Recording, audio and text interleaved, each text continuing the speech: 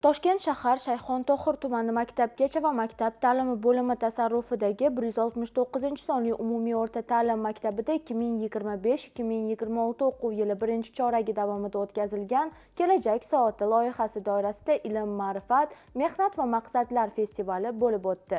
Mazkur tashabbus O'zbekiston Respublikasi Maktabgacha va maktab ta'limi vazirligining 2025-yil 25-avgustdagi 308-sonli buyrug'iga muvofiq tashkil etilgan bo'lib, har haftaning dushanba kunlari Kelajak soati darslarini muntazam o'tkazish orqali o'quvchilarda vatanparvarlik, ijtimoiy mas'uliyat va ma'naviy qadriyatlarga sadoqat tuyg'usini mustahkamlashni maqsad qilgan. Bugun umumta'lim maktablarida ma'naviy ma'rifiy ishlar samaradorligini tartibga solish maqsadida bir qator tizimli islohotlar amalga oshirilmoqda.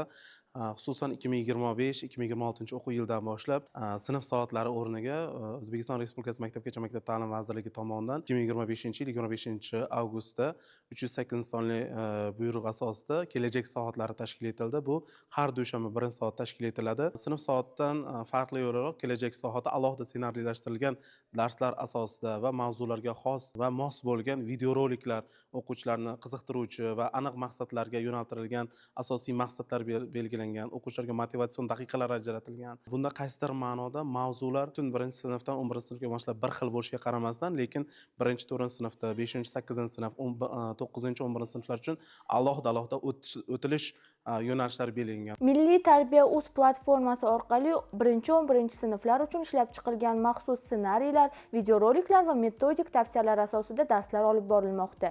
Birinchi chorak davomida vatan uchun, millat uchun, xalq uchun, bilim nima uchun kerak, bizning xulqimiz, hosil bayrami, gadjetlar va men, o'zbek tili bayrami kuni, O'zbekiston va jahon, xavfsiz hayot kabi mavzular 2600 nafardan ortiq o'quvchilarga yetkazildi. Ushbu yo'nalishdagi ishlarning mantiqiy davomi sifatida 3-noyabr kuni ilm, ma'rifat, mehnat va maqsadlar festivali o'tkazildi.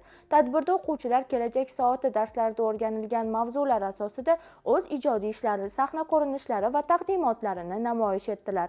Mazkur festival nafaqat o'quvchilarning bilim va tafakkurini boyitdi, balki ularni kelajakka qat'iy maqsad bilan intilishga, mehnat va ma'rifatni hayot mezoniga aylantirishga chorladi.